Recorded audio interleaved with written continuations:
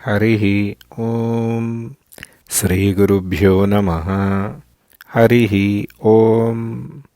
ఇత్యార్షే శ్రీమద్ రామాయణే వాల్మీకీయే ఆదికావ్యే అయోధ్యాకాండే అష్టమః సర్గః. ఈ విధముగా కేకేయి మాటలు విన్న మంథర తను ఇచ్చిన ఆభూషణాలు కింద విసిరేసి కోపముతో దుఃఖముతో ఈ విధముగా అన్నది. హే రాణి కేకేయి, నీకు తెలివి తక్కువ, అందుకని ఈ హర్షము ప్రకటిస్తున్నావు.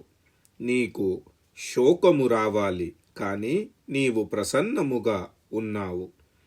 నీవు శోక సముద్రములో ఉన్నావు, కానీ నీకు అది అర్థం అవ్వడం లేదు. హే దేవి, నీకు మహత్తరమైన సంకటము రాబోచున్నది. నీవు శోకించాలి, కానీ నీవు హర్షిస్తున్నావు. నీ అవస్థ చూసి నాకు మనస్సులో క్లేశము అవుతున్నది, నాకు దుఃఖము కలుగుతున్నది.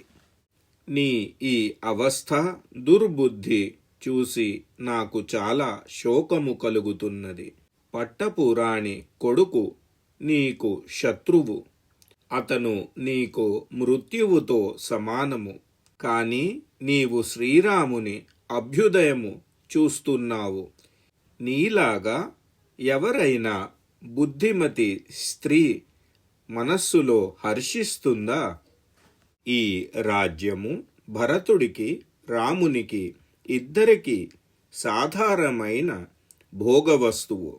దీని మీద ఇద్దరికి సమానమైన అధికారము కలది. కానీ శ్రీరామునికి భరతుడంటే భయము.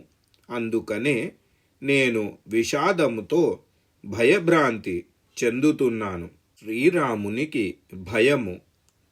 ఆ రాజ్యము ప్రాప్తించిన తర్వాత ఆ భయము సబలము అవుతుంది. ఆ భయానికి హేతువు భరతుడు. తప్పక భరతుడిని నాశనము చేస్తారు. మహాబాహు లక్ష్మణుడు తన సంపూర్ణ హృదయముతో శ్రీరాముని అనుగమిస్తాడు. ఏ విధముగా లక్ష్మణుడు శ్రీరామునితో ఉంటాడో అదే విధముగా శత్రుఘ్నుడు భరతునితో ఉంటాడు. ఓ కేకేయి, శ్రీరాముని తరువాత భరతుడు ఉత్పన్నము అయినాడు. అందుకని ఆ రాజ్యము మీద అతనికే అధికారము.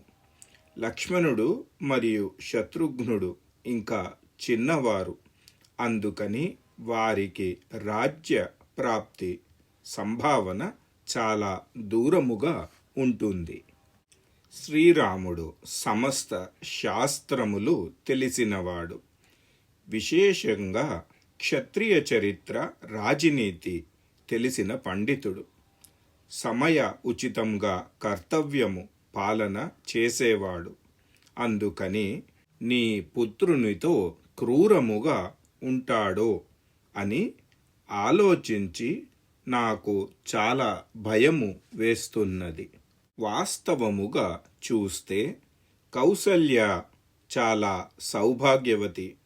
ఎందుకంటే రేపు ఉదయము పుష్యమి నక్షత్రము యోగము ఉన్నప్పుడు తన పుత్రుడు శ్రీరామునికి మహత్తరమైన యువరాజు పదవితో అభిషిక్తము చేస్తున్నారు శ్రేష్టమైన బ్రాహ్మణులు.